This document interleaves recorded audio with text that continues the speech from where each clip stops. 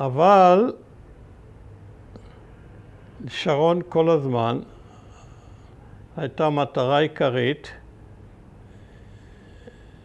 להרוס את הצבא הסורי שישב בלבנון. זאת המטרה בשבילו לא פחות חשובה מאשר להביס את אש"ף. ואני עוד זוכר, הייתי בכנסת ביום השני או השלישי של המלחמה, ופגשתי את שפירא מהמפד"ל הגדול, ותפסתי אותו במזנון, אמרתי לו, לאן אתה הולך? הוא אומר, לך לקבינט. אמרתי לו, תדאג לזה שלא תקיפו את סוריה, זה יסתיים באסון. אמרתי, לא, הבטיחו לנו, סוריה לא תוקפים. באותו זמן החיילים שכבר היו מזמן בתוך סוריה, בתוך לבנון נגד הצבא הסורי. הצבא הישראלי שהיה מכוון נגד סוריה, נכשל לחלוטין. הכישלון מחפיר, מביש.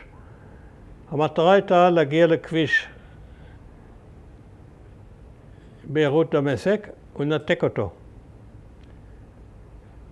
לא הלך, הוא לא הגיע. עד סוף המלחמה צה"ל לא הגיע לכביש באזור הזה, באזור הסורי. והיה הקרב המפורסם בסולטן יעקוב, שבכלל עצר את צה"ל לגמרי, והיה כישלון מוחלט. בצד המערבי נגד אש"ף, זה גם לא היה הכי מזהיר. הם היו צריכים להגיע לביירות ביומיים. מה עמד שם? כמה חיילים של אש"ף? בלי נשק, בלי אימונים. צבא פלמחניקי כזה. וזה לא הלך. הגיעו לצידון, צידון לא נכנע לחמה. היו צריכים לעשות איגוף ימי כדי לנחות מדרום לביירות, לעקוף את צידון ואת המחנות הפלסטינים, ובסוף כבשו את הצד המזרחי של ביירות שפתחה את השערים. היו השכונות הנוצריות, כולל ארמון הנשיא, כולל בעבדה בכלל. וזה היה כישלון רציני. אחרי יומיים צה"ל היה צריך להיות בנמל ביירות. אבל תשתשו את זה, זה לא חדר לתודעה.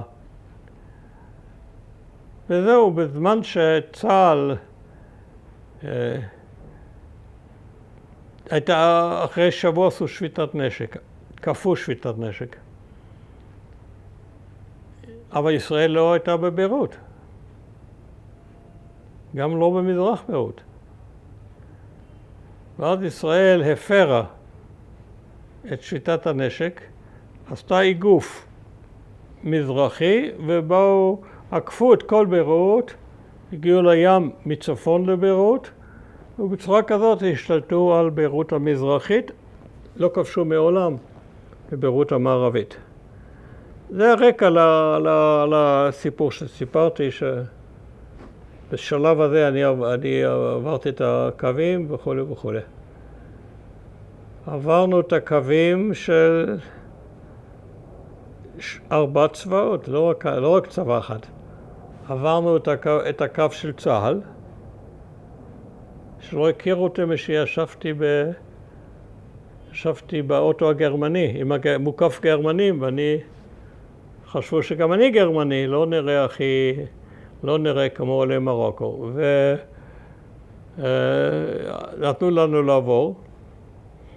אחר כך של הצבא הלבנוני, שגם היה קיים באיזשהו מקום, למרות שהוא היה בדיחה. והיה הצבא של המרונים, הצבא הנוצרי.